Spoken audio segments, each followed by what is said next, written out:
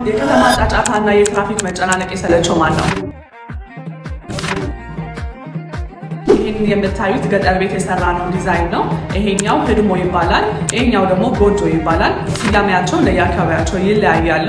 አስባችሁታል? ልክ እንደዚህ አይነት ቤት ቢኖራችሁ መቼስ ገጠር ዘመድና ቤተሰብ የሌለው ሰው የለም አይደል?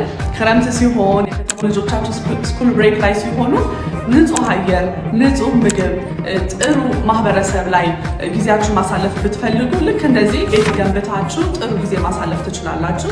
ልክ እንደዚህ የተለያዩ ዩኒክ የሆኑ ክሬቲቭ ፋንክሽናል የሆኑ ዲዛይኖችን ሀቢስ ዲዛይን ጋር ማግኘት ትችላላችሁ።